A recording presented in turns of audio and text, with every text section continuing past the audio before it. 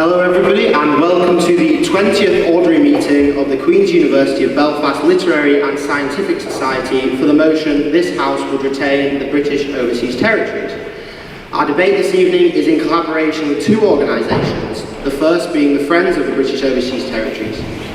FOTBOT is a charitable organisation which aims to promote the overseas territories and their interests and strengthen the UK's deep historic links to them.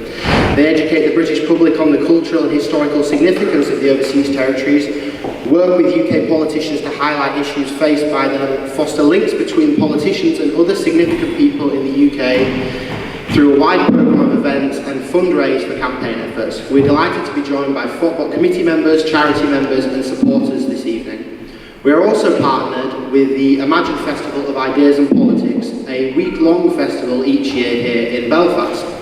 This year's festival has 132 events spread right across Belfast, with the majority of them being free.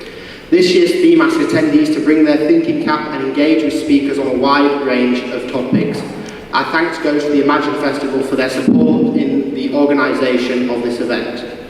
The debate this evening is being co-chaired by Philip Smith. Philip founded FOTBOT following a trip to Gibraltar, and under his leadership it has grown significantly into an organisation that has a strong record in promoting, supporting and increasing awareness of the overseas territories to ensure their voices are heard within the United Kingdom. I'd now like to pass over to Philip to make his opening remarks before we hear from our speakers.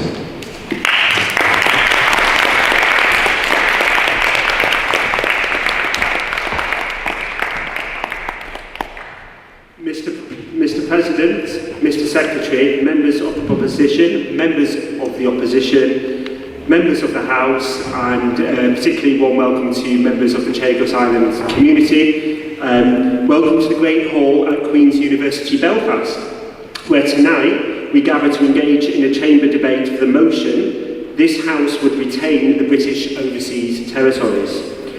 As Chief Executive of FOTBOT, it is an honour to stand before you this evening as we delve into the complexities of the overseas territories in what will undoubtedly be a lively, respectful and thought-provoking discussion.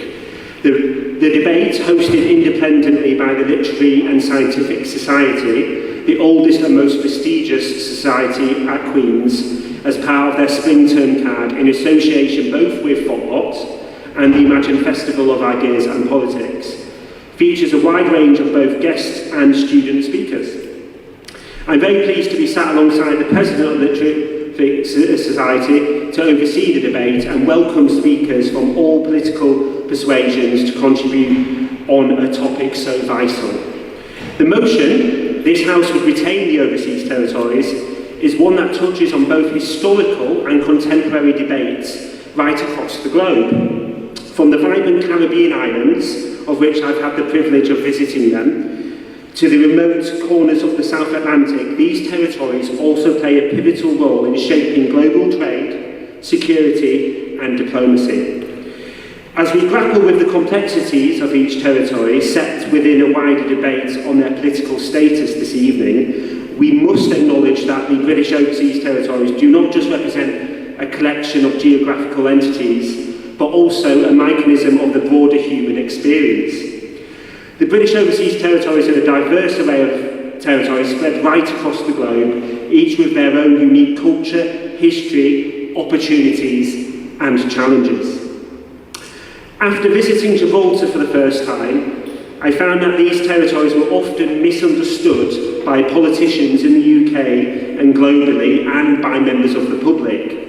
I founded FOTBOT with the mission of promoting, supporting and increasing awareness of the overseas territories to both politicians in Westminster who make direct decisions on the future fate of the overseas territories, but also, and crucially, to the wider public who we seek to educate on the overseas territories. Our work so far has been a great success. We have a strong team of parliamentary advisors who are able to lobby ministers within Westminster. We publish a large programme of events each year to engage people from right across the United Kingdom. We host a trip to the overseas territories each year and meet with senior politicians and community leaders in each territory to discuss and highlight their concerns before bringing them back to the UK. And we host a fundraising campaign each year. This year's campaign is in association with the St Helena Disabled Society, where we seek to raise £8,000 to help the elderly stay in their homes for as long as possible, purchasing equipment such as wheelchairs and ramps. This is so important as medical facilities are limited in St Helena. Previously, we have worked to raise money for the Falkland Islands Museum and an appeal in 2017 in the wake of Hurricane Irma. Tonight, we have the privilege of hearing from our debaters who will passionately argue for and against retaining our overseas territories. It is through the exchange of ideas, perspectives and evidence-based arguments that we hope to gain a deeper understanding of the importance the overseas territories hold.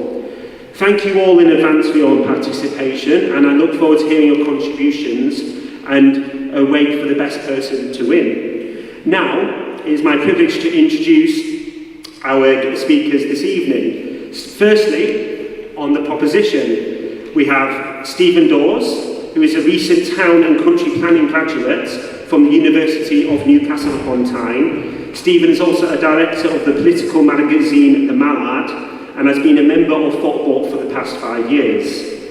Sat next to Stephen, I'll say who's number two. Peter Martin is who's also on the proposition. Welcome, Peter. Is currently working as an independent political consultant and strategist. Previously, he was the special advisor to both DUP education ministers during COVID-19. Peter is a councillor in Ards and North Down and has served as a non-executive director on the Northern Ireland Fire and Rescue Service. Thirdly, it's my pleasure to introduce a very good friend of mine and somebody who helped establish Thoughtbot over 10 years ago, and that is Robert Midgley. Robert is now the head of communications for Thoughtbot and has visited 8 of the 16 overseas territories. And then finally, on the proposition side, we have Jack Steele, who's a proud citizen of Bangor City.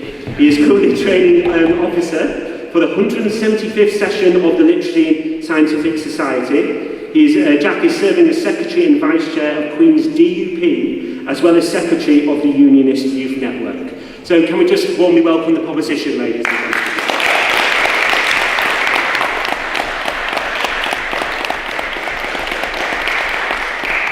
Thank you, and without further ado, may I now introduce the opposition. Talaine McSoutham is a third-year English with creative writing student at Queen's University and past president of Queen's University Belfast Literary and Scientific Society. And next we have Max Kieran, who is a first-year accounting student at Queen's University and an Irish Times debating competition quarter-finalist. Welcome. And then welcome to Kira, is an Irish Times debating competition semi-finalist, former training officer and honorary life member of the Literary and Scientific Society. And finally, on the opposition side, we have Dermot Hamill, who's a political commentator and student of law. Dermot is currently serving as the social officer of the Queen's University Belfast Literary and Scientific Society. Can we have a warm welcome to the opposition?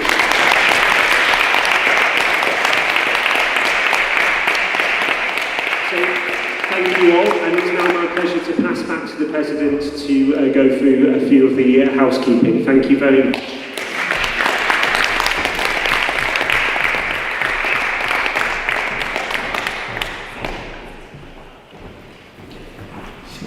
Thank you, Philip, for the opening. So tonight I'm just going to go over a few things of how this evening's debate will run in line with Literific rules. So firstly we'll go to the vote of prior opinion, which is the chance to vote on the motion before you hear any of the speakers here tonight. The audience will vote as well, and we'll see whether the motion passes or fails. Then I will go through the rules of the debate, we'll have the debate, and then we'll go to questions from the audience. Ryan will be running around with a microphone, and so after the debate, if you wish to ask a question, please put up your hand. We'll then go to the vote on speaker ability, and this is the vote after the debate based on which side you were most convinced by and who you believe spoke the best. Now, without further ado, let's go on to the vote of prior opinion for the motion. This House would retain the British Overseas Territories. If you'd like to vote in favour of the motion, please raise your hand now.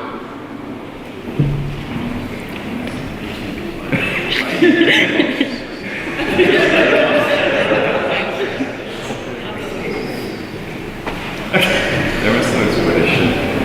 No one. I tried to put pictures in this photo.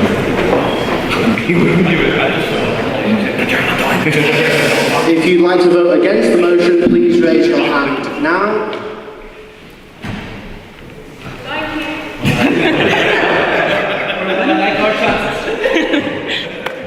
Thank you. And if you'd like to abstain on the motion, please raise your hand now. We're in with a chance. Very new. Very new. Mr. Secretary, please can we get the vote of prior opinion? Yes, on the question of hand, there were 31 votes for proposition, 4 nays and 10 abstentions. Roughly similar to about a Korean election.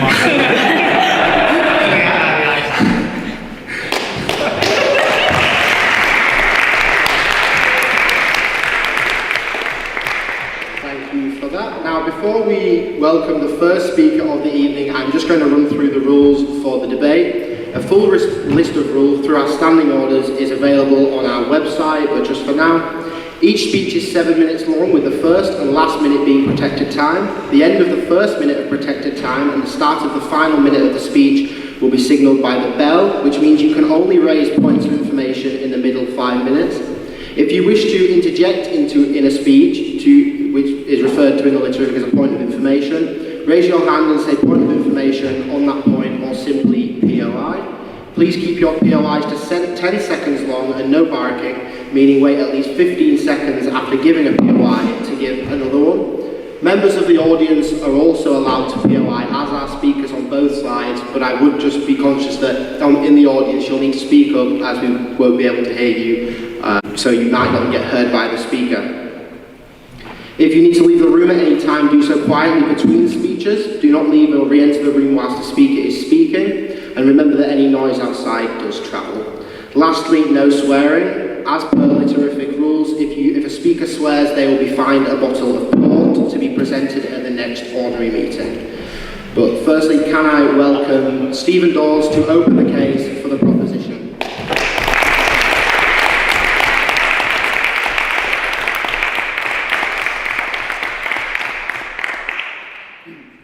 Thank you, ladies and gentlemen. It's a pleasure to speak to you this evening on a topic which is seldom debated in Britain. I'd like to begin by outlining some of the broader thrusts of the proposition's argument, for offering my own specific argument for retaining the British Overseas Territories. Firstly, we have very strong historical ties and shared identity of these territories, and these territories are of a geostrategic importance. In an increasingly multipolar world, the strategic advantages that these territories can offer us are increasingly important. Thirdly, I'd like to talk about the economic benefits. Some of these territories contribute significantly to our economy through tourism, financial services, or natural resources, and we are able to support their economy directly by having them in their overseas territory as overseas territories. I'd then also like to just talk about human rights and good governance. Many of the British Overseas Territories are essentially in extremely far-flung corners of the world, and their status as overseas territories sees them garner a level of attention from the West and from London, which guarantees a level of good governance and human rights oversight. I'd also like to talk about our shared citizenry and rights with these territories.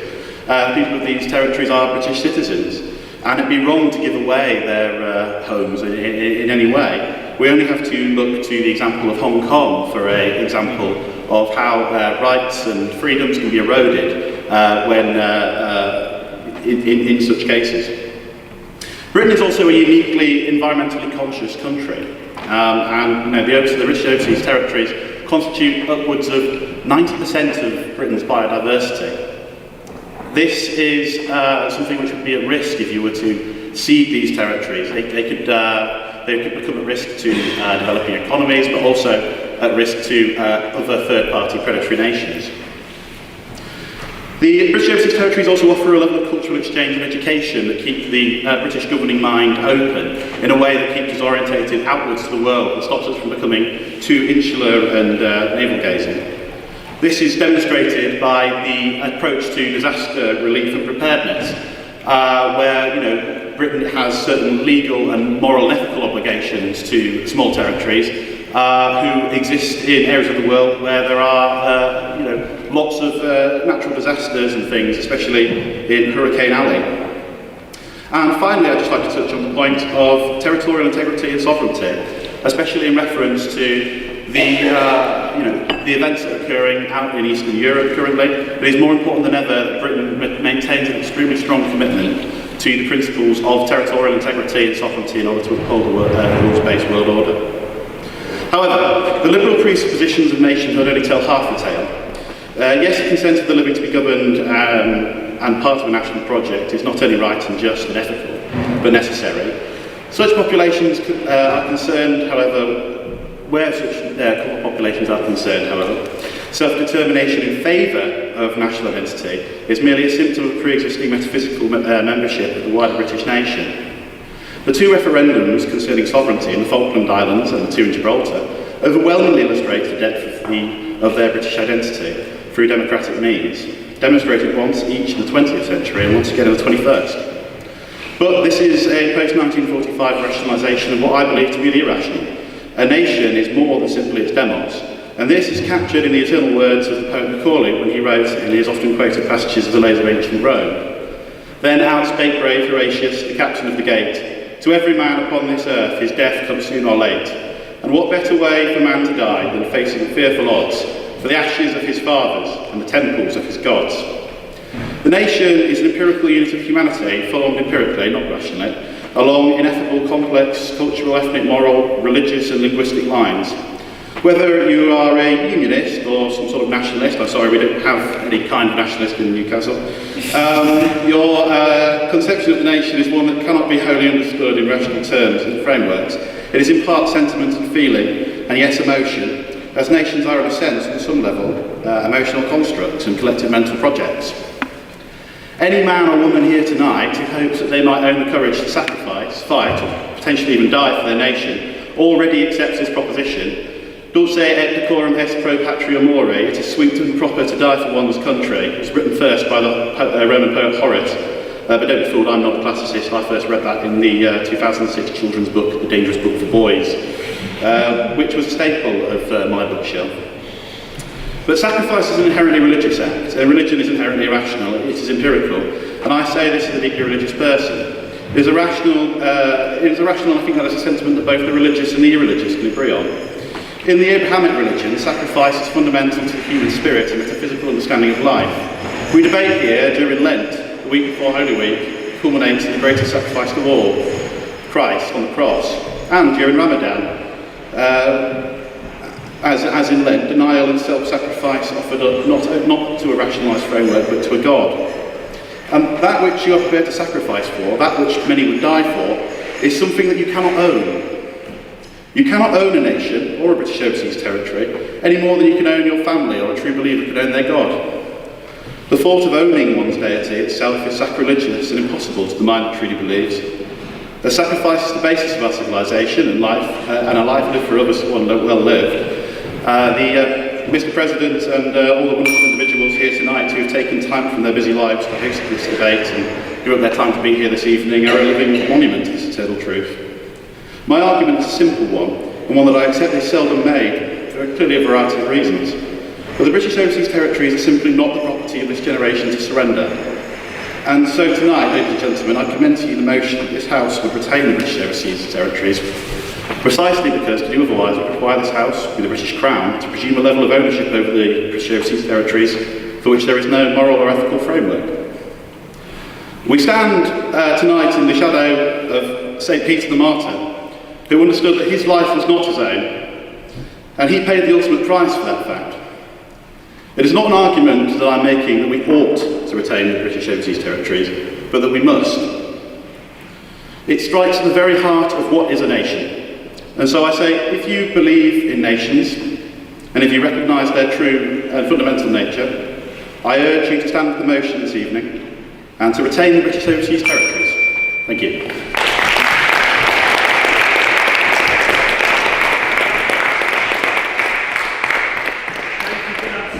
Can I welcome the first of our opposition speakers, Tauscher, to the podium.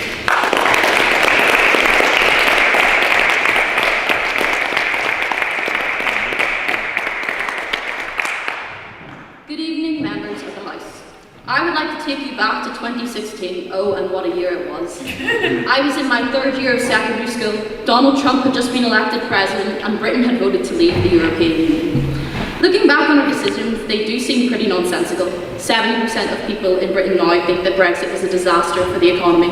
We were sucked into a cost of living crisis which is ever continuing, and little by little, day by day, Britain becomes weaker and more dysfunctional. And I have to ask why. Why does Britain keep making these foolish decisions? Despite the embarrassed denials of the doubled-down Brexiteers, a large part of Britain's decision to turn its back on the most prosperous economic union in the world, in world history, was nostalgia. A nostalgia that believed it could vote for the past. Vote for a fading memory of a relic that never really was, old Great Britain. A vote to hold on to the threads that were the British Empire and unravelling itself while doing so. The story of Narcissus is a man so vain that he fell in love with his own reflection. He stared and stared at his face in the water, forgetting that all that was important in life and rejecting the love of others. Upon realising that the face was just a reflection, something he could never possess, he died alone and in vain. Britain is staring at a reflection of what it once was, entranced with the image of a kingdom now dead. To continue to retain the British Overseas Territories is quite literally a vanity project. And like Narcissus, this obsession with oneself only leads to decline. To quote the singer-songwriter Carly Simon in her 1972 hit, "I had some dreams, they were clouds in my coffee, but you're so vain, you probably think this song is about you." I would like to urge the House to oppose this motion on 2 grounds. The first being that Britain should accept that it is no longer a major player on the world stage and that to hold on to the overseas territories is nothing more than a vanity project. The second being that the corruption and tax avoidance that takes place within the British overseas territories is morally, financially and industrially hazardous to our current state. The UK has sovereignty over the overseas territories, but they are all internally self-governed. A lot of their laws are more lax or less enforced, specifically when it comes to the economic side of things. When you look up a list of British overseas territories, it looks shockingly similar to a list of tax havens. The Virgin Islands, the Cayman Islands, Bermuda are all currently have 0 corporate tax rate, in comparison with Britain, which has a 25% corporate tax rate, or even compared to Ireland's 15% corporate tax rate. So large multinational companies, including British ones, establish subsidiaries in the overseas territories through which they funnel their profits, and they don't have to pay a penny to any government. In 2017, Google piped £23 billion through Bermuda to avoid corporate tax rates. And in 2023, it was estimated that £152 billion of taxes had been lost in the overseas territories. But that at the least is lawful, if not entirely moral. But what illegal tax evasion? Transparency International UK has estimated that the overseas territories account for £250 billion of economic crime, mainly tax evasion and money laundering, meaning that the UK, via its satellite tax havens, is the world's largest enabler of global tax avoidance, tax evasion, money laundering, and no one is doing very much to stop it. Britain will say that it is not a tax haven, it will say it's against tax havens, while also remaining the world's largest tax haven through its subsidiary crown dependencies. It's like Britain has a back door with a massive neon sign beside it saying, tax haven this way. When it comes to financial crime, Britain is the biggest perpetrator thanks to the crown dependencies. To continue our economic and legal association will only take the UK further down the rabbit hole of bad economic practice. Financially, these islands do not benefit me or you. They benefit only the very richest in the UK. The overwhelming majority of people in Britain do not see any of the wealth generated. The money goes to the top and it stays at the top. I am not against wealth and entrepreneurialism. I love to see business bring wealth and employment, and they deserve rewards for their innovation and risk-taking. But where is the risk in facilitating this kind of financial malpractice? Where is the innovation, and where is the wider societal benefit? That is not business, that is parasitism. We are losing industry, actual homegrown British industry run by British people. It is atrophying and drying up. We are instead seeing a focus purely on the financial industry in Britain, which doesn't create anything but wealth for a tiny gilded circle. And morally, we are allowing financial crime to take place right under our noses and doing nothing about it. On that point? Fine.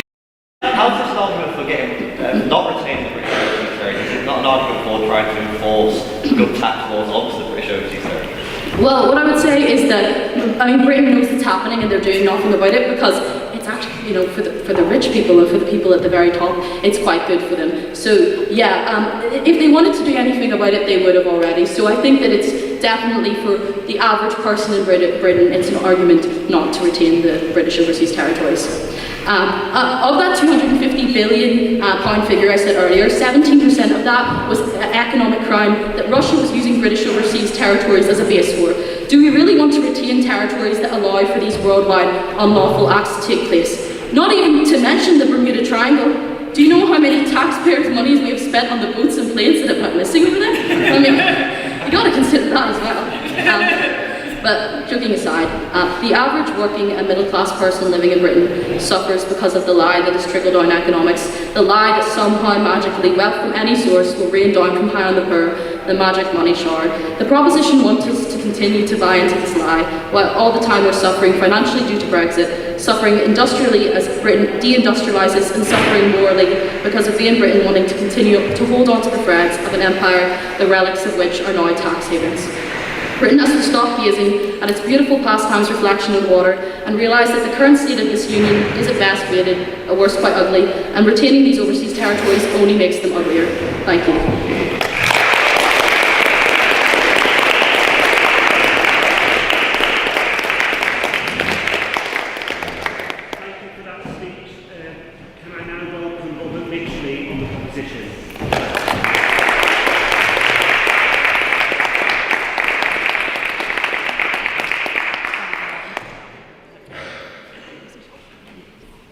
Ladies and gentlemen, first of all, I'd like to thank my fellow colleagues for putting forward their argument, and for the opposition for doing the same.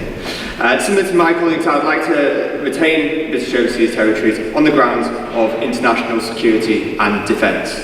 The term security and defence could inadvertently be used as defence against climate change, food security, or security of biodiversity across our Blue Belt protection area. In this case, I would use the term in the sense of peace against war criminality to provide stability in far-flung regions and theatres across the world, and ultimately protects the UK from such threats. They play a secret game of geopolitical significance. If I said to you all now, how many of you have heard of the island Diego Garcia? Could I get a raise of hands who's actually heard of those islands? It's more than I imagined, thanks. And we have the Chagos delegation tonight. Many of you would have heard the islands through negative reasons, for the expulsion of civilians in 1965, or through the recent Sri Lankan asylum seekers who washed ashore, or even the Netflix documentary which theorised MH370 landed there. But no, Diego Garcia is a guarantor of Western security and peace, and barely anyone in the West will have heard of it. Established during the Cold War as a military airbase to spy against Russia in the Middle East, it sits strategically in the middle of the Indian Ocean, a gateway to the Middle East and South China Sea. Right now, the Indian Ocean is being armed, with foreign powers buying up land down the East African coast, building naval and air bases. The South China Sea is quite literally being reclaimed and militarised by China. Far Eastern countries have created a theatre of their own, and in the middle of it sits Diego Garcia, a British island with a naval port and airstrip. It's primarily used by the US, who use long-range bombers, drones, and acts as an unsinkable aircraft carrier. Without this island, the UK would not have a sovereign presence east of Suez. It enables a true international reach, reassures our allies, and prevents China from dominating the Indian Ocean. On that point? Yep. But couldn't we have done that with the naval bases we had in India, Malaysia, Singapore, and all the other British overseas territories that are now free to do their own thing? Yeah, but we don't have presence there, do we? I move on to the island of Ascension, which plays a lesser-known role in the geopolitics. Situated in the middle of the Atlantic on the equator, west of Angola, east of Brazil, but is in the perfect position to play a game of silence. On this island is a listening station for military intelligence, MI6 and GCHQ, collecting data and information from both sides of the Atlantic, which is being fed into the Five Eyes Alliance and NATO intelligence sharing reports, monitoring stability in Africa and South America. I may add that everyone in this room this evening is under the protection of Ascension Island, but who knew it? Ascension Island also plays an important role in the military air bridge to the Falkland Islands. The Falkland Islands, of course, I won't go into great depth, but it's an overseas territory where defence was never wanted, but needed. From its aggressive neighbour, despite being British Falkland Islands existing longer than Argentina has been a country. The island has voted time and time again in self-determination defiance, but still requires strong garrison in order to prevent a second war of the South Atlantic. Ladies and gentlemen, I move to warmer waters to the Caribbean, where many of you may ask about the defensive purposes of the UK's overseas territories are there. And you might be right to ask that. Gone are the days the Royal Navy would use Bermuda as a base in the American War of Independence, but a popular film series set in the 17th century is very much relevant today. I speak about piracy, of course. Not about tales of Blackbeard, but hardened organised criminal organisations smuggling people and illegal substances between islands. The Royal Navy bases two vessels permanently, primarily to support realms and overseas territories during hurricane season, but also patrols between them, acting on intelligence to track down criminal organisations and support regional law enforcement. On that point? Yep. Completely ignoring the fact that these overseas territories facilitate money laundering, which through monetary form funds drugs, terrorist financing and criminality across the world to the tune of billions of pounds. I'm not going to go into money laundering in this because it's about security and defence. I'll continue. So we act on intelligence to track down criminal organisations and support regional law enforcement in stopping this plague. UK overseas territories warmly welcome the presence of the Royal Navy to provide peace, stability and safety to the region. Finally, we head to the gateway of Europe. On the southern tip of Spain is Gibraltar, which guards the entry to the Mediterranean and the Atlantic. I have seen many times firsthand how pivotal Gibraltar is in supporting all the other overseas territories. Firstly, when Hurricane Irma struck our beloved islands in 2017, it was Gibraltar that all the UK aid and support was directed towards. HMS Ocean was leading a NATO mission in the Mediterranean at the time and was removed from the exercise to sail back to Gibraltar, where it was resupplied with all the aid. Chinooks flew in from Cyprus, from the UK, before setting off with haste to the Caribbean. It was a spectacle. But I digress. Gibraltar not only has an airbase and naval port, but also can host nuclear submarines too, a vital part of the UK's nuclear deterrent programme. Deep within the rock lies an old military base, once used as a military city in World War II, and now used for training again, hosts a MOD listening station overlooking North Africa and the Mediterranean. Another shining example of how the UK utilises an overseas territory in protection of the citizens, not just in the UK, but around the world. I don't know if anyone remembers, but back in 2019, an Iranian oil tanker destined for Syria swayed into British Gibraltar territorial waters. Thanks to a tight operation, Royal Marines, working in conjunction with the EU and NATO, were flown down and stormed the ship, making arrests over an illegal operation. If that ship had reached its destination, oil would have been delivered to the aid of President Assad's civil war and caused unspeakable death to innocent civilians. And finally, I move to Cyprus.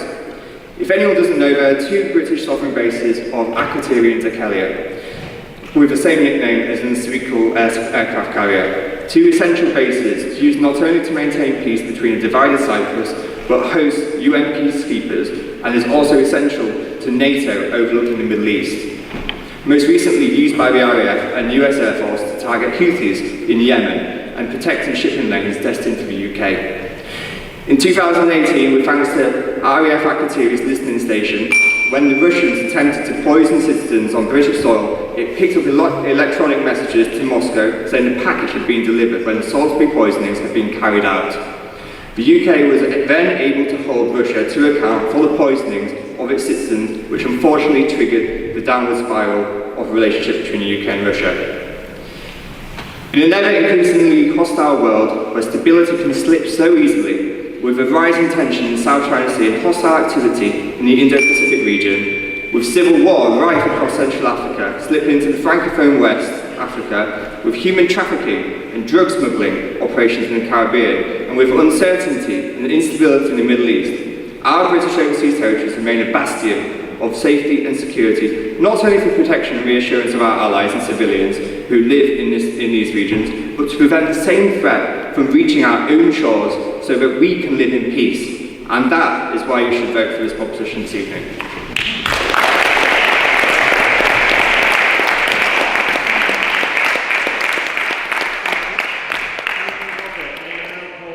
Second speaker from the opposition, Max.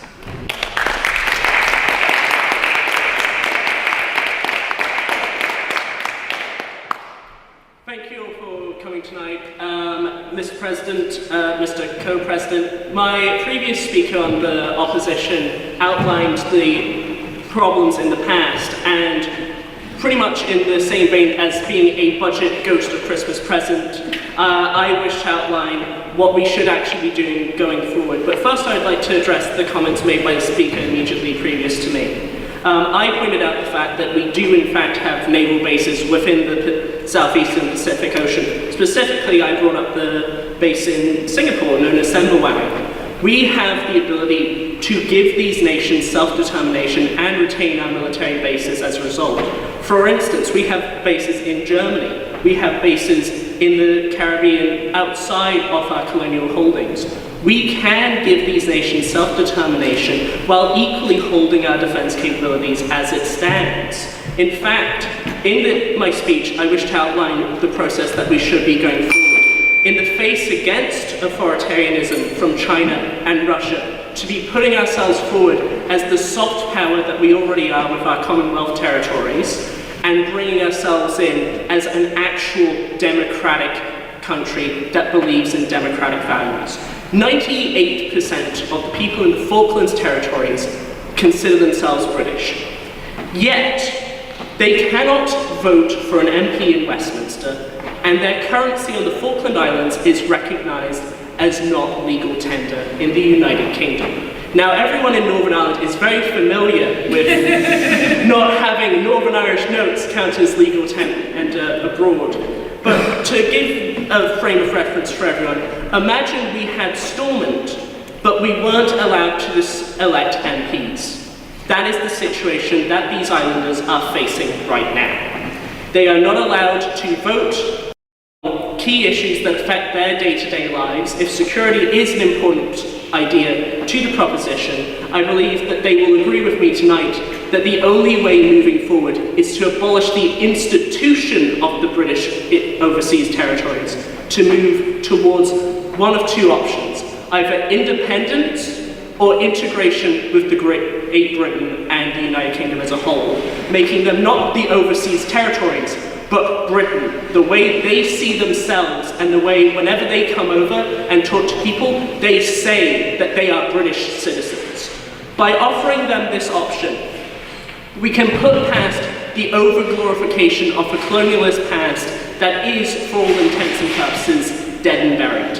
And we can forge a modern partnership through the lens of soft power, like we already are doing with Canada and Australia. We have immense cultural heritage and influence in these areas. And instead of taking the hand of showcasing ourselves as this former overlord, we should be extending the hand of friendship to these people, saying that we understand you, you believe yourself to be British, and you are, and we will represent you in our legislature. We will give you the ability to hand a note in our shops, and we will not be saying, no, that's not real money. You need to go to a Bank of England terminal to withdraw money, which is an experience that everyone in Northern Ireland has experienced at some point in another. So, and equally, it is a way to move forward to deal with the obvious problem that experiences in these territories with tax havens, which we brought up earlier.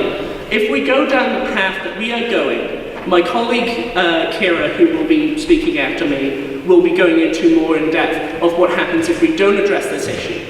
But by integrating these territories within the United Kingdom, we can actually enforce our actual current national tax legislature and tax these companies at the 25% tax rate. Yes? Many of these overseas territories do not want to be integrated. How do you get around that? All right, well, we'll give them two options. They can get their independence and self-determination, or they can integrate within the United Kingdom. It's a very simple option, just host a referendum in each of these countries. The problem is that the current status quo is that these countries have based their entire economies on being a tax haven. So what we would do by integrating them is moving these countries towards more sustainable economies. The way it stands right now, their economies are a bubble. That bubble will burst. It might not happen now, but 5-10 years down the line, whenever these tax havens, this bubble bursts, and the UK government is forced to ship billions of pounds. You are talking about Gibraltar, in which Spain blockaded it, and Chinooks were flying over. A noble goal. We will be spending billions of pounds bailing out these corporations and companies once this bubble bursts. And we need to take a proactive approach right now and stop thinking about how it's all well and good right now. But in the future, there's going to be a real problem that future change makers are going to have to address, and take the steps right now to deal with that so it's not a problem at all. Sure. Surely the way we're calling the entire sort of tax code of all these countries, you're talking about holding yourself. Well, the problem is that this is a really tough situation.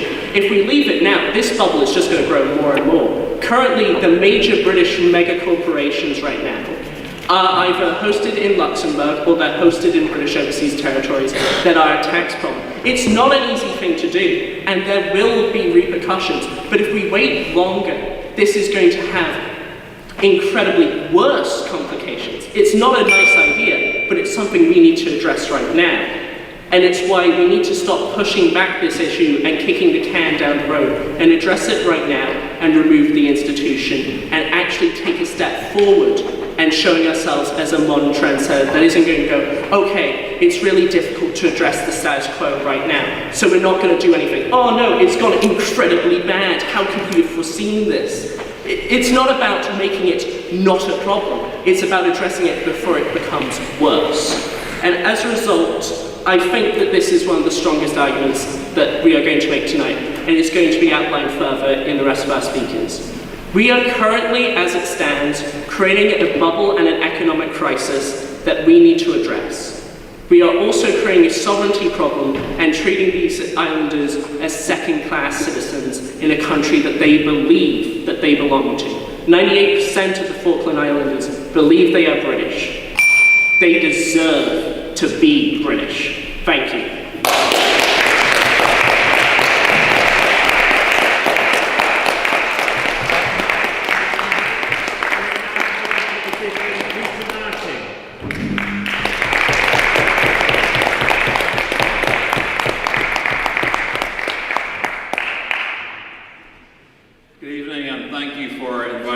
Speak in this debate. It's been a while since I've debated, not in a political chamber. I think it was last time it was probably at school. I want to pick up on a couple of points that Max made very quickly. I mean, the Falkland Islands, it's not a tax haven. It has a lot of sheep, but it's certainly not a tax haven. And in terms of these overseas territories being second-class citizens or not feeling British, I mean, 40 years ago, Her Majesty's government assembled the largest naval task force ever put together to go down, sailed all the way to the Falklands, to kick out a fascist dictator because these people were British, and that's what they did, and the Falklands became British once more. Tulsha made the argument at the start that these overseas territories are nearly like colonies. What is a colony? Well, since modern times, historians and political scientists have used the word colony to mainly refer to overseas territories, or particularly European states. But let's go back to when some of these territories became British and perhaps reflect that date on modern Europe. In 1833, the Falklands was captured by the British.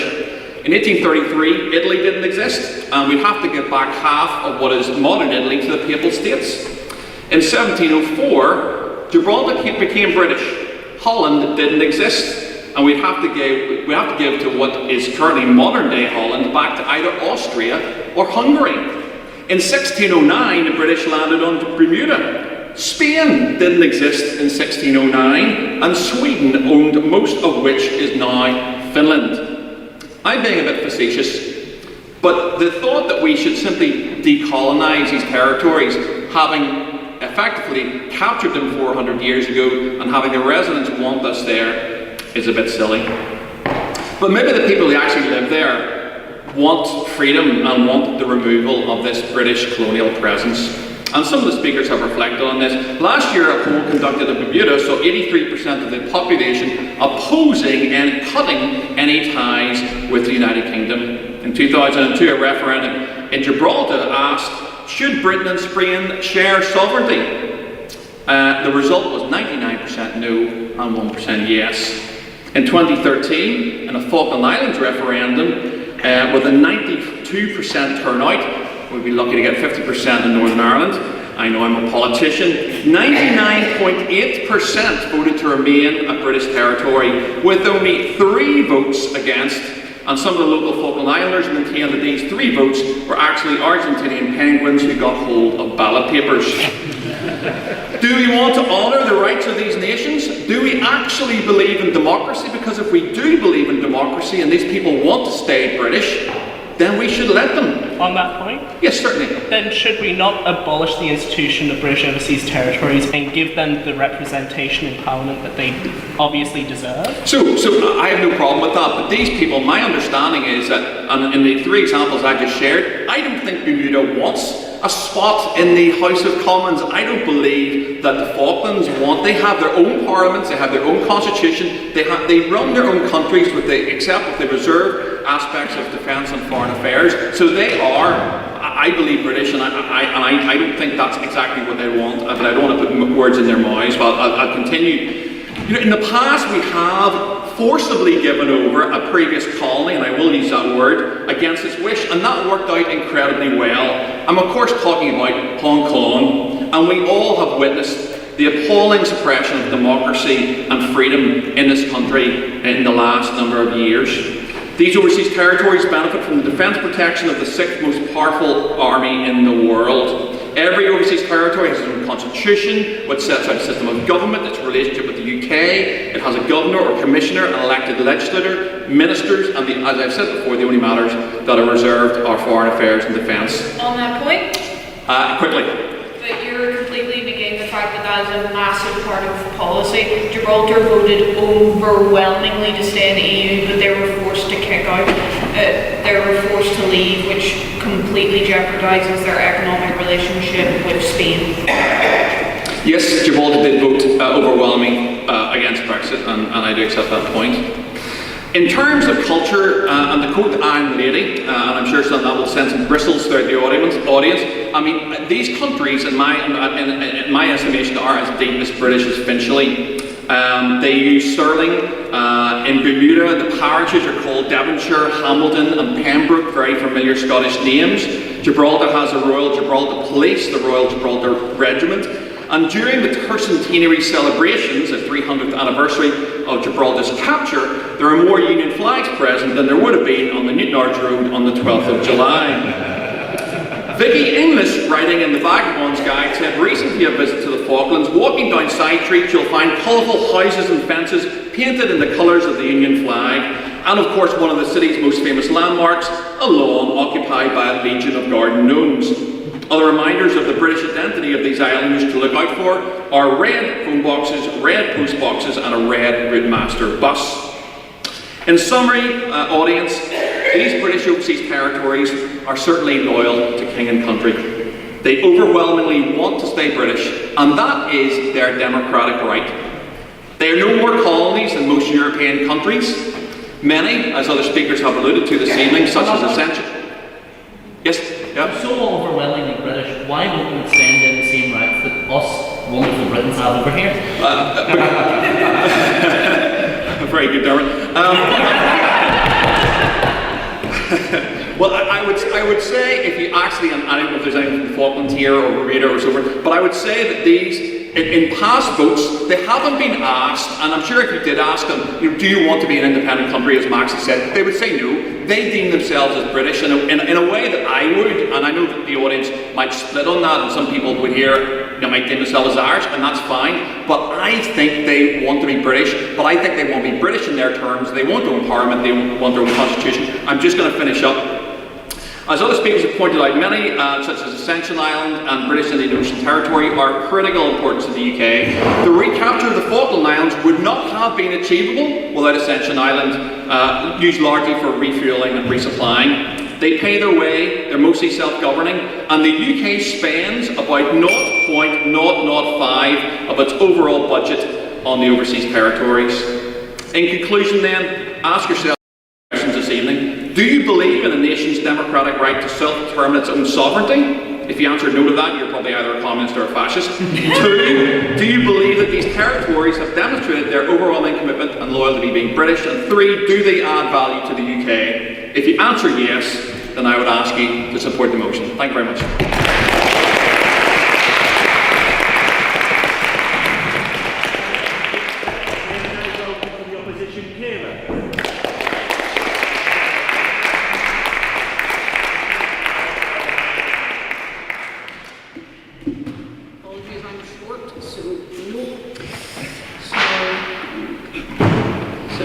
Tonight I'm going to discuss a topic that excites, a topic that enthralls, a topic that gets people jumping up and down in their seats.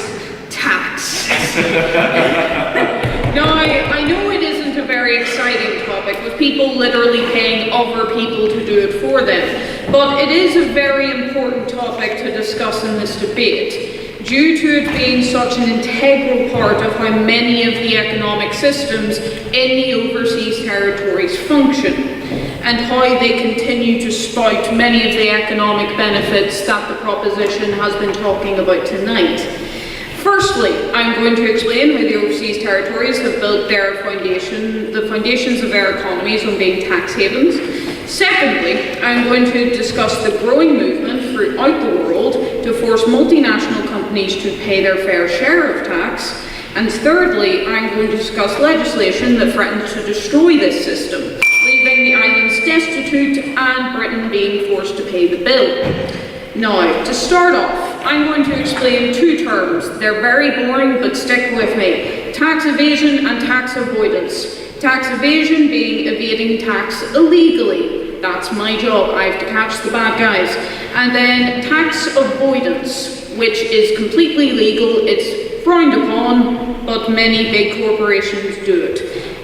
Corporations typically avoid tax by something called profit shifting. This is when multinational companies reduce their tax burden by moving the location of their profits from high tax countries, like us, if we're a high tax country, to low tax jurisdictions and tax havens like the British overseas territories, with them being responsible for about 1/3 of the tax avoidance risk globally, with the British Virgin Islands topping the list, quickly followed by Bermuda, and the Cayman Islands being 3rd. It's so commonly used by multinational companies, in fact, that in 2019, the Tax Justice Network found that the global economy had lost £395 billion to tax avoidance. Not evasion, avoidance, completely legally. The amount dodged, to put that in perspective, that is more than 3 times the NHS budget, or roughly the equivalent to the entire gross domestic product of Belgium, with the UK losing out on around £2 billion per year due to tax avoidance alone. On that point? Sure. Please could you explain how relinquishing British sovereignty over the British overseas territories would increase your ability to enforce British tax codes on them rather than decrease, and also why they wouldn't just be independent tax havens? Cool. I will get to that point later on in my speech. So it is really not surprising to hear that these territories have used this kind of these corporations wanting to legally avoid tax to their advantage, leading the companies flocking to these places and pumping jobs, money and influence their way. In Gibraltar, there are more companies than people, with about 2 companies per person in Gibraltar. And with 45% of its economy being based on financial services, so things like accounting, banking, AML finance, which is what I do, and things like telecommunications, e-commerce, and online gambling, which makes sense. If corporations don't have to pay as much tax there, of course they're going to flock all their business there. So this is where this gets down to the crux of it, because when you hear those figures, when you hear figures like we lose £2 billion per year to it, doesn't that make you angry? Doesn't it make you want to do something about it? Doesn't it make your blood boil, knowing that we are going through a cost of living crisis and we are losing this much money to tax havens annually? It does. And no thank you. And you're not the only one. Which is why this is going to become an ever-growing problem for the British overseas territories. Because there's a global movement where people are starting to realise, they're starting to educate themselves on the facts that we are losing so much money to these tax havens every single year. There are more organisations popping up to try and kind of enforce legislation to try and reduce the amount of tax we're losing to these corporations. And we're not even going to get into the fact that these, because they talk about, oh, there's benefits to defence, there's benefits to the military composition of the UK, and that's absolutely true. But you have to realise that because of the very lax AML regulations that I have to deal with daily, every single one of the places like British Virgin Islands, Cayman Islands, Gibraltar are typically listed as high-risk countries to banks, which means that they have very lax AML regulations, which means that it is far easier for terrorists to launder money that they have gotten typically for drug sales, launder that money through the system and use it to buy more guns to engage in conflict globally. So there is more of a movement to essentially appease this. So in the G7 summit, countries agreed that in the near future they will impose a global tax system, a global tax rate of approximately 15%. So that means tax havens will no longer be economically advantageous for these companies to have their services in these overseas territories.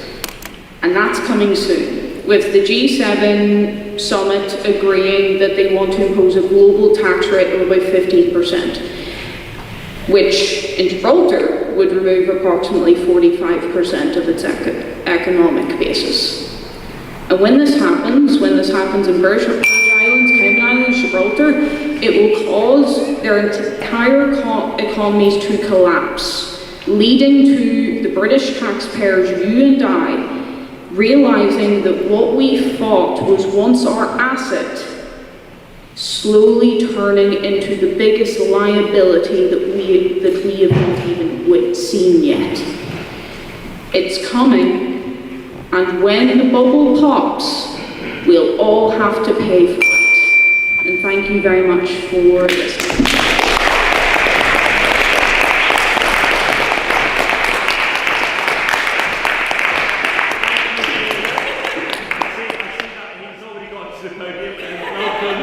Welcome to the final proposition speaker, Jack.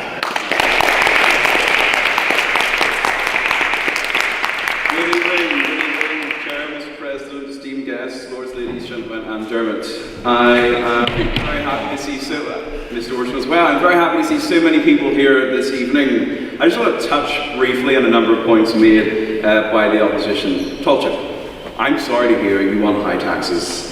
That is a problem you have to resolve. And if you're accusing me and charging me of being old-fashioned, guilty as charged. Max, if you're advocating a single currency, go for it, but I will not support you.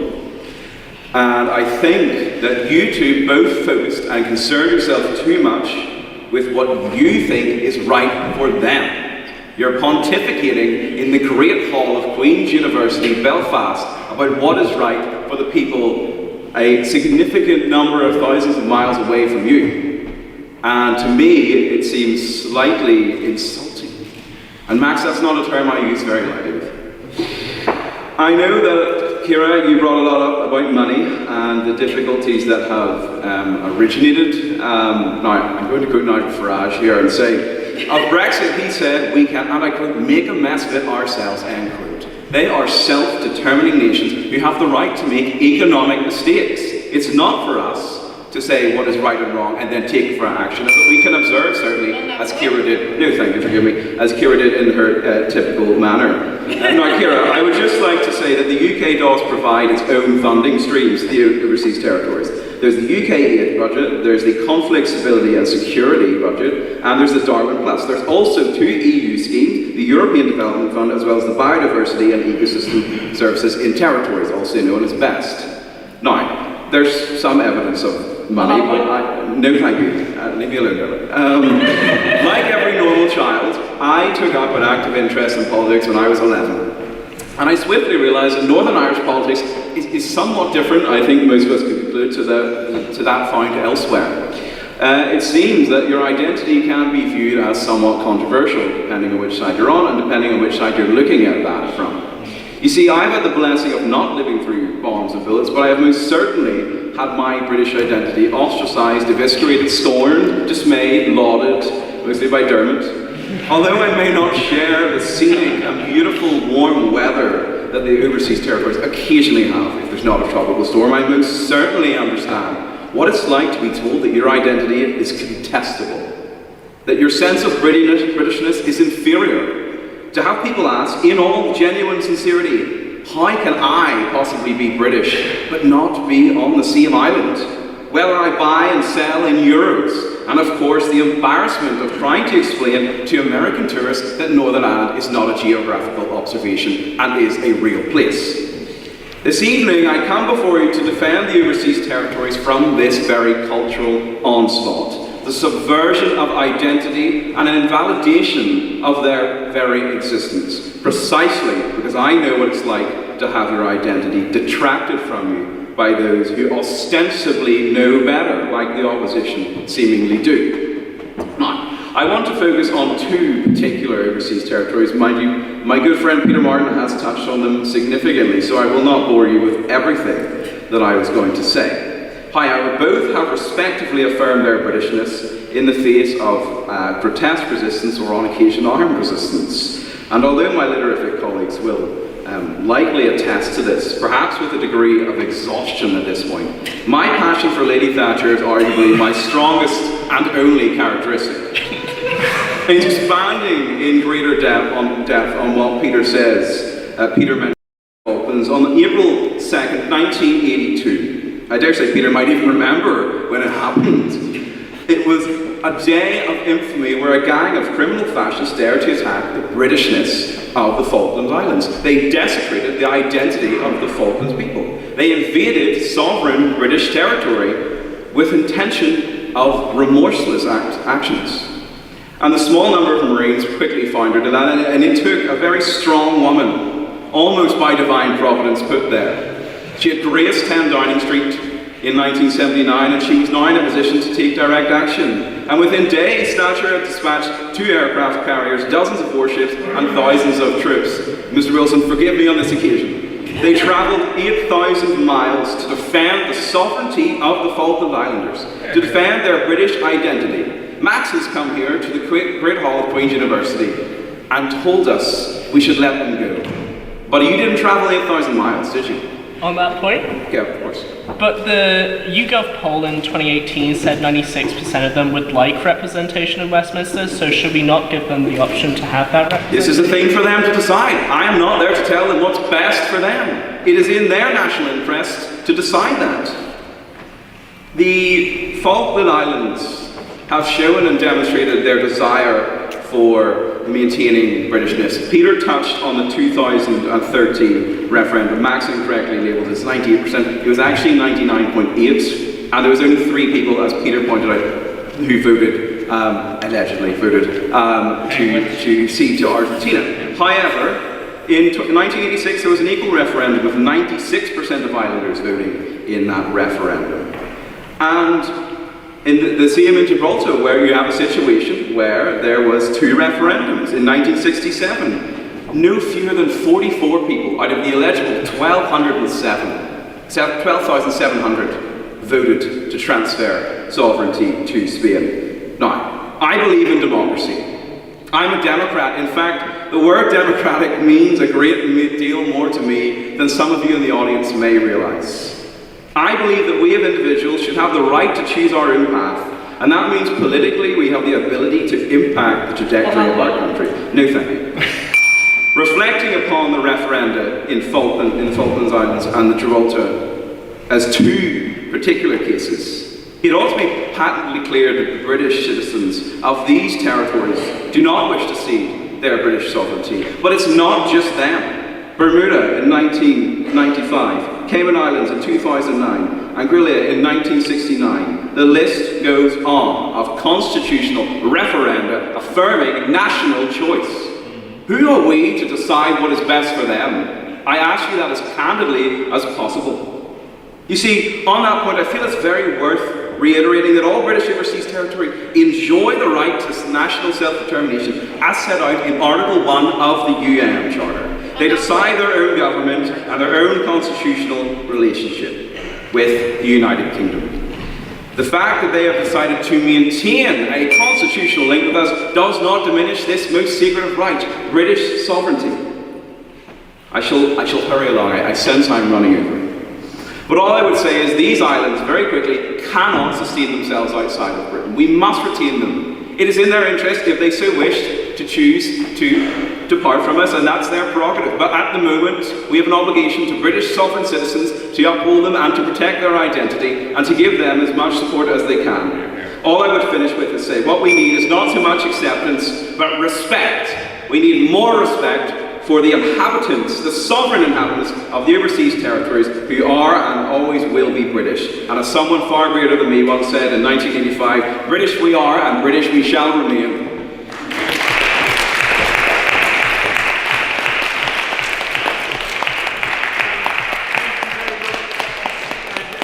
The final speaker on the opposition, let's warm welcome to Dermot.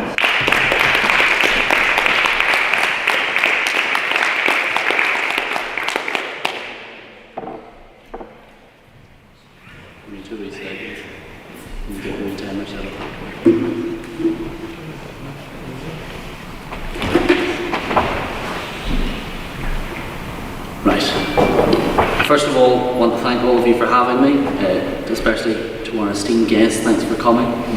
It's very difficult to follow that polemic from our quite the rousing speech about Britishness.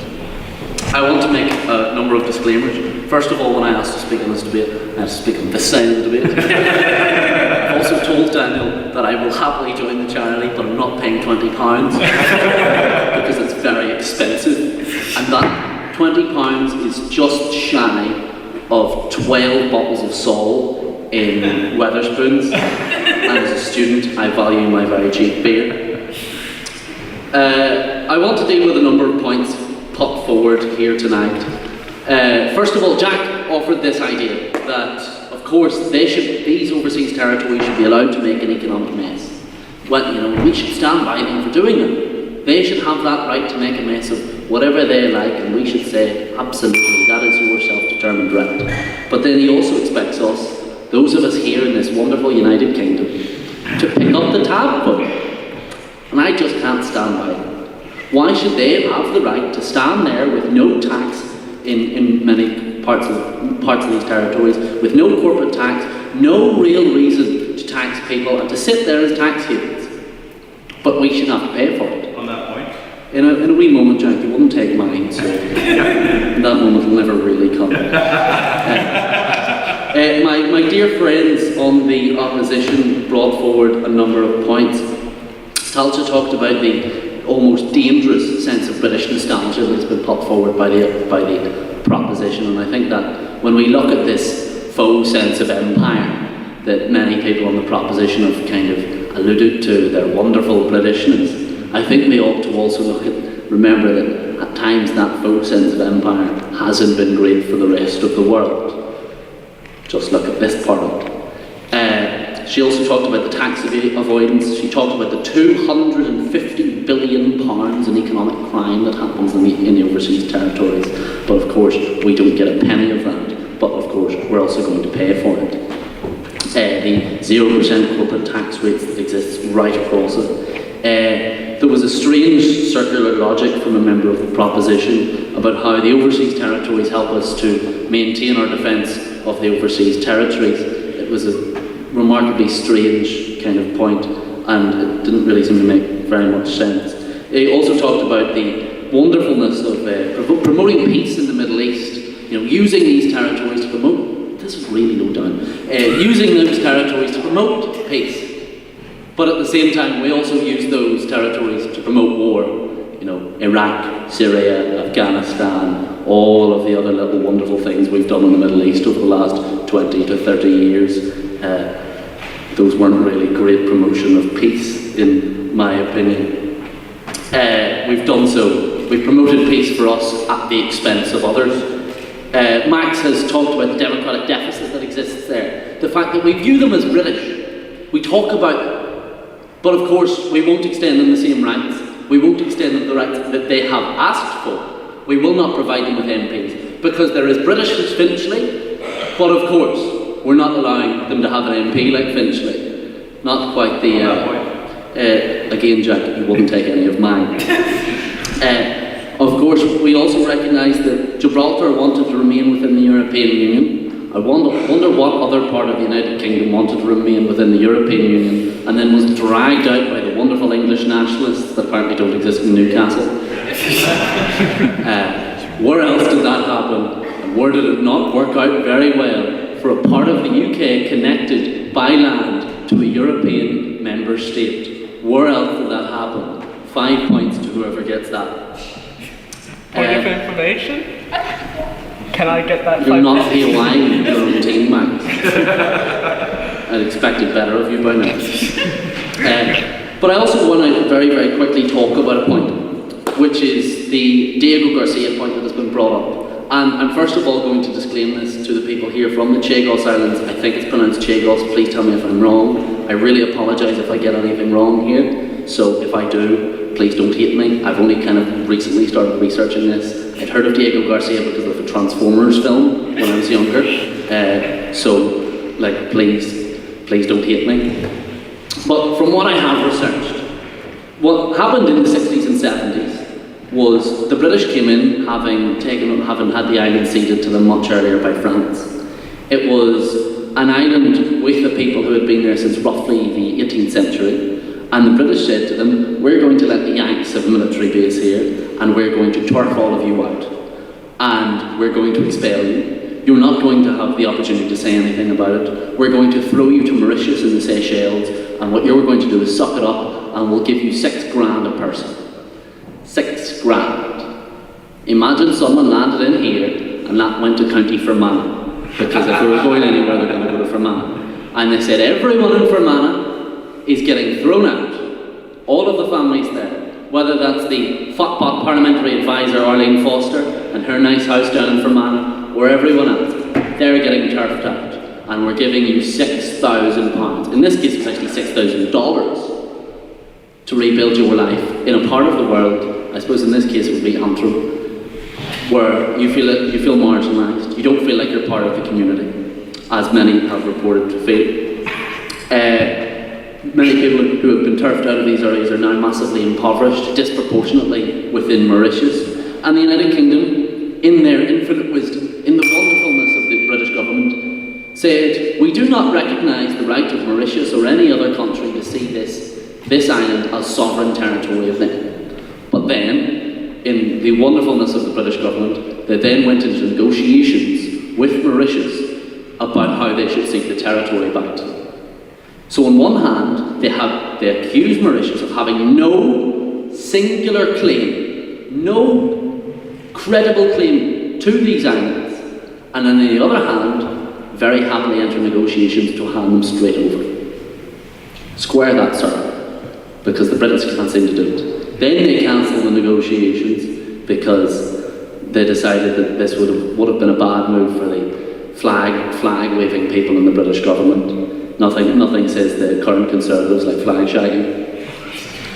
Then this was, of course, I apologise, don't find me, I'm not paying for it. Then, of course, this was brought to the International Court of Justice. The International Court of Justice, of course, ruled in favour of Mauritius because, well, it's the International Court of Justice. I think it's 13-1. Then the United Nations General Assembly, who I think was brought up by the first speaker, recognised this, supported this, and then, in the British infinite wisdom, they decided to pull out of negotiations. So, the point I offer you tonight is the overseas territories right now stand for dodgy tax dealing, displacement, British government failure, a faux sense of English national empire, and really, it's a middle finger to most of the people in them. We won't give them MPs, but we'll make sure we hold on to them so we can make sure we blow up the Middle East.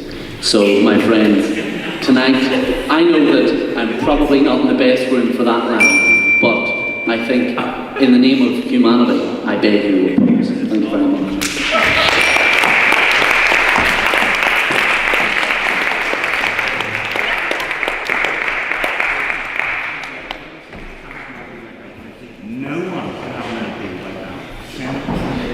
Thank you for that.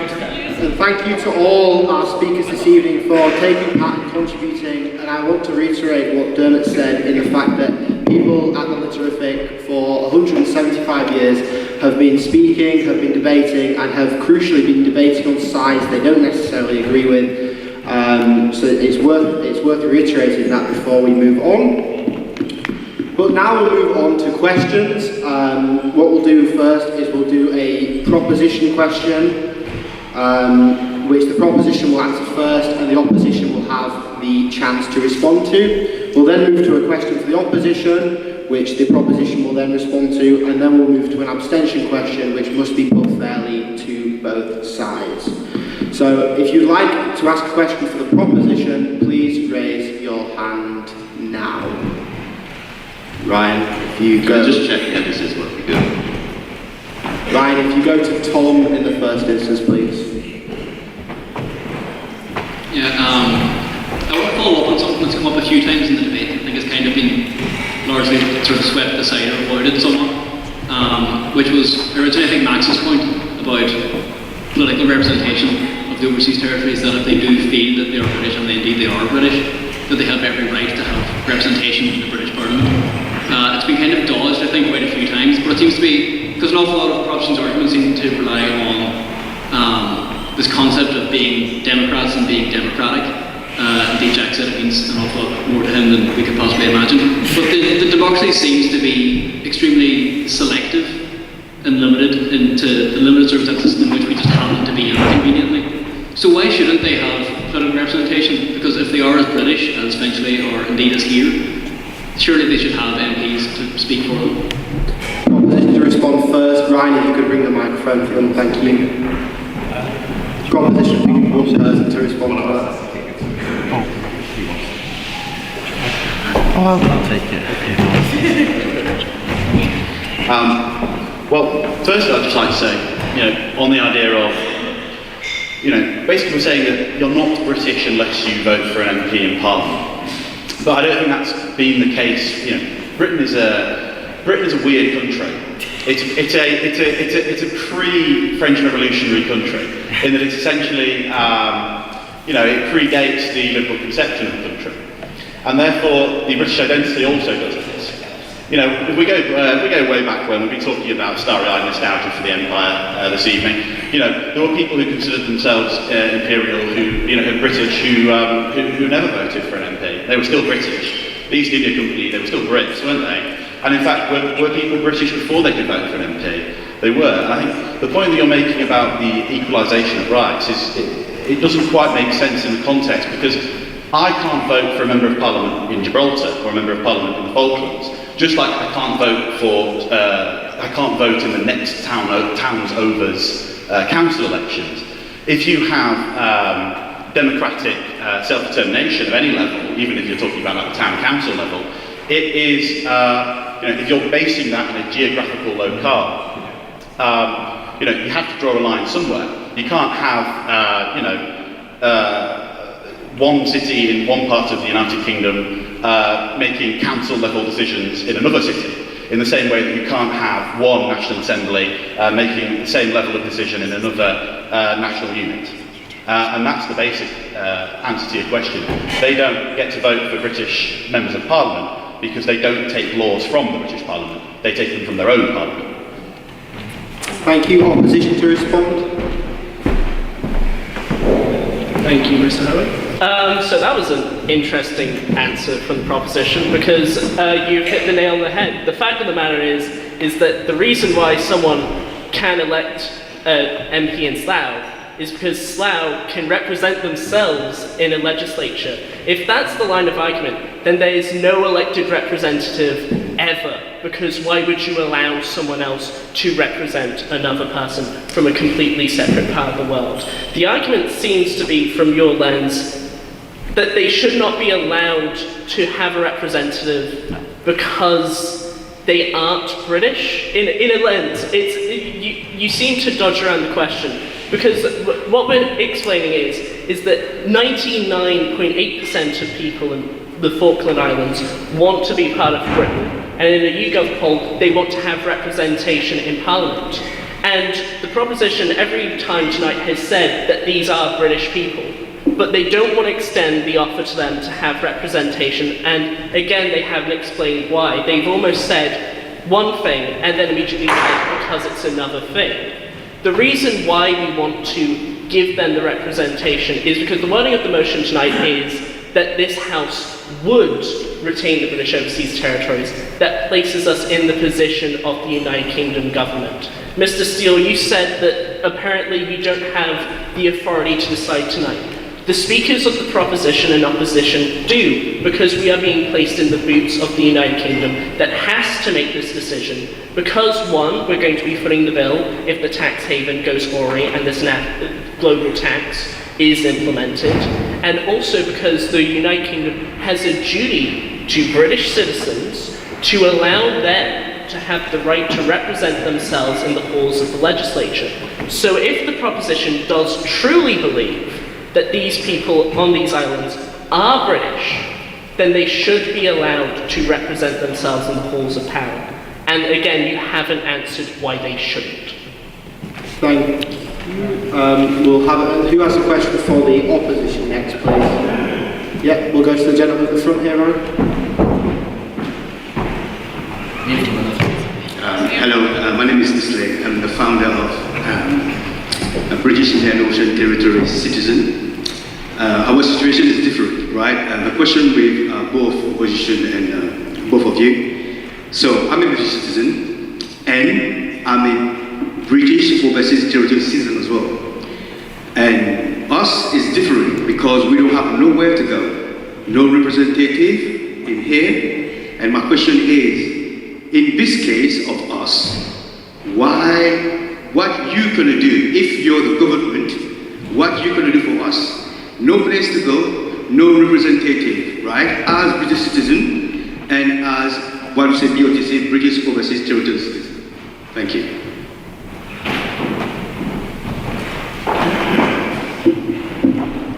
I think that's an excellent point. I think one of the kind of arguments is I don't have the power of the British government. If I did, so we'll put ourselves. You never know. You never know. You'll make me a PM. Taoiseach of the United Kingdom if you want. But I think if it were up to me, give me that power. Rishi Sunak gives me a call tomorrow and says, Dermot, do what you want. First of all, Unite Ireland, which will come down the other. But I think in this case, if it was up to me, I'd give you an MP if I could.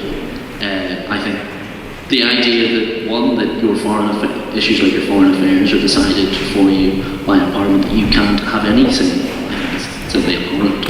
I think the idea that you can't vote for someone who is ultimately going to represent what you do, what represents you, I think it's simply unfair. So I would give you an MP. In terms of, I think the second point of it was the displacement issue.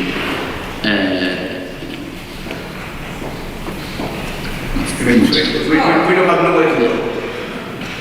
We work for me. We don't. If I live in London, yeah. London's not my home, right? So the end there, so I'm not supposed to live in my interest. We got a government which is a by government, which is not elected by the Djiboutians, they do whatever they want, and which is not fair on us as well. Well, I think for that, on the point of specifically being elected by true government, I think we've proven throughout the world that we can do elections without someone having to be in a specific country. I mean, the French do it, the Spanish have done it, and as many South American countries have done it, the Brazilians do it, I think. I think that simply you ought to be able to give a vote in your own government. I think that's a basic principle of democracy as our teacher. That's a proposition to respond, please.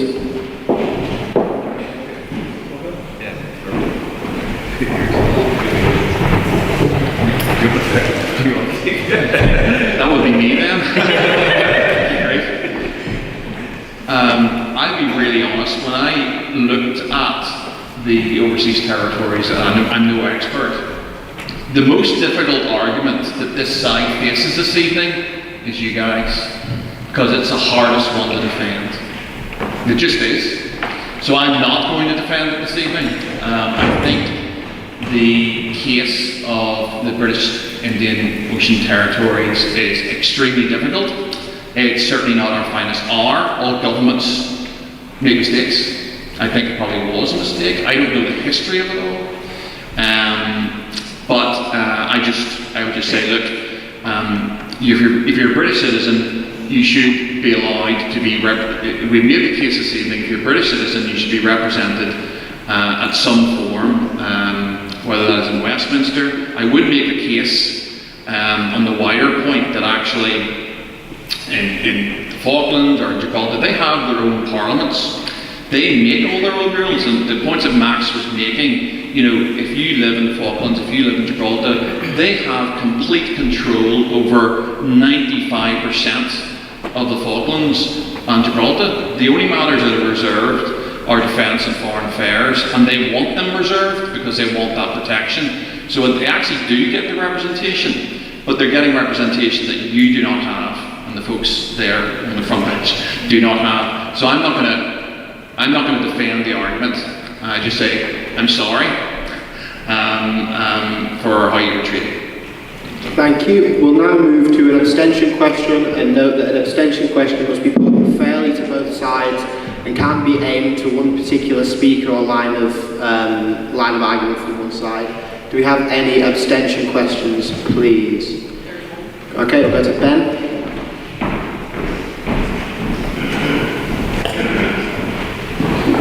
Thank you.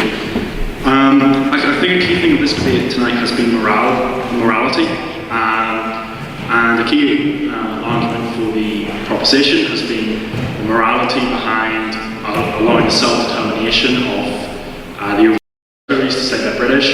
And sometimes a counter-argument coming from the opposition was further incorporation of the overseas territories into the UK and making them more British.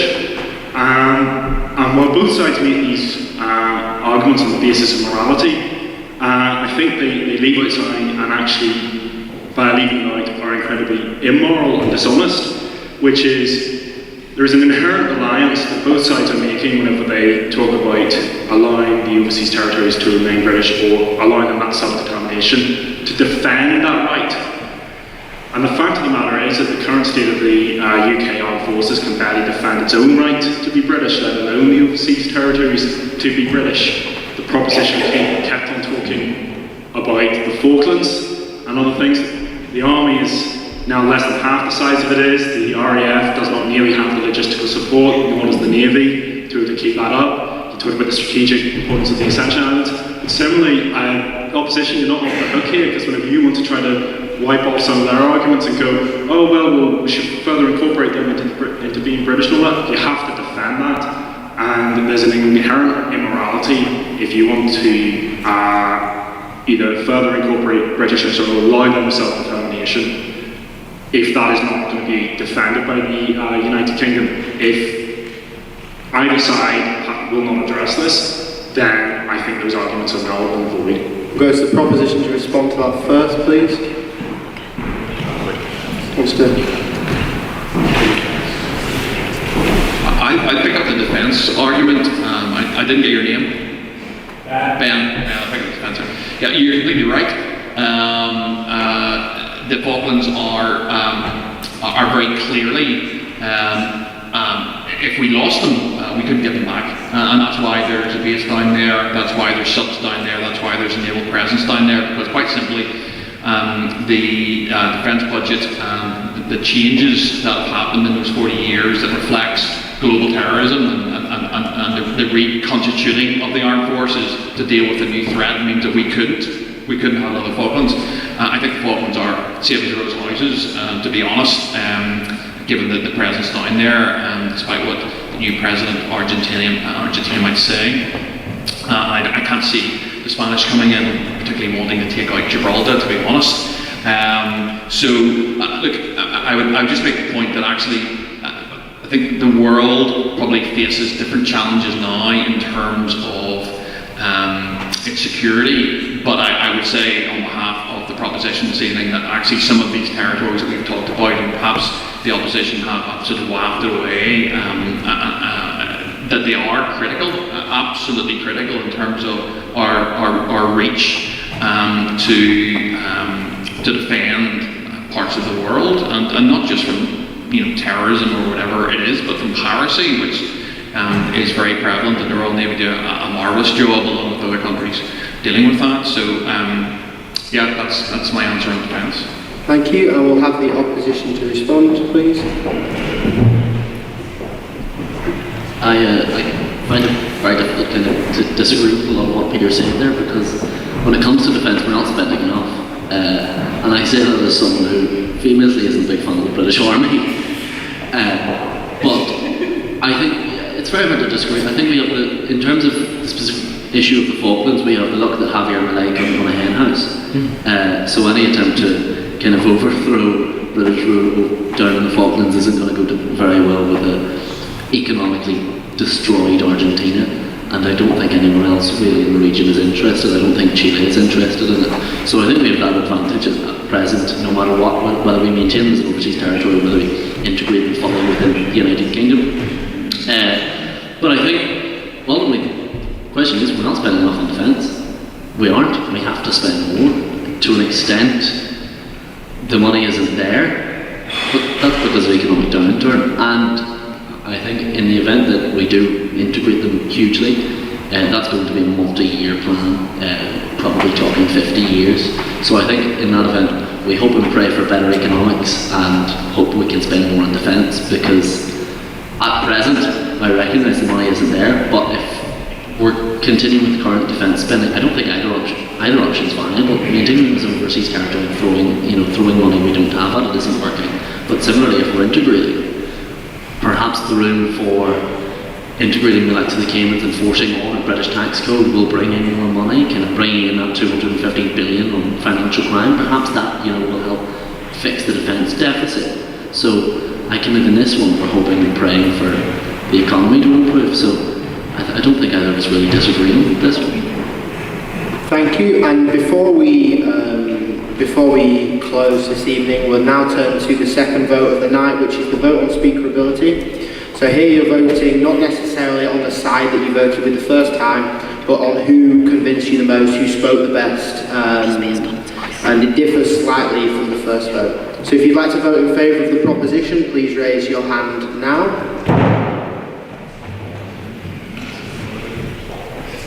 Yeah, you can vote for yourself. You can vote for yourself. It's traditional.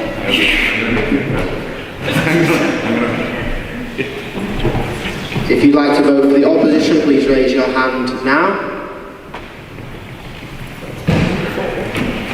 Here, we want some people on how they are. Yes, it is. It was almost. And if you'd like to abstain on the motion, please raise your hand now.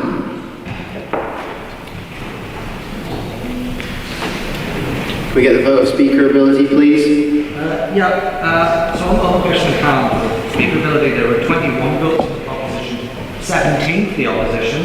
and 3 abstentions. I can't off the top of my hand think of an interesting analogy for this, and so by a margin for the proposition is 1.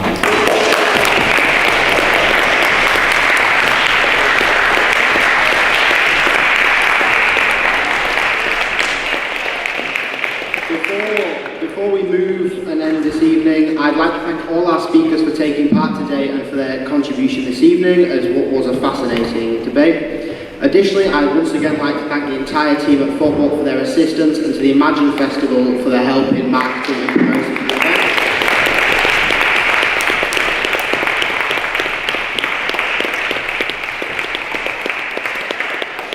Finally, I'd like to thank everyone who came out to attend the debate this evening, including the community from the Chagos Islands. It's really appreciated. We've got plenty of more events going on this semester. The Literific is the oldest student society at Queen's and has a wide programme of events each year. You can stay up to date with our event offering through our social media channels at QUB Literific. And all students, attendees, members of the public are welcome to all our meetings, events and social engagements. Now, we've got some wine at the back which has been kindly prepared by our team of volunteers, so please do hang around, chat and help yourself to a glass of wine. Thank you.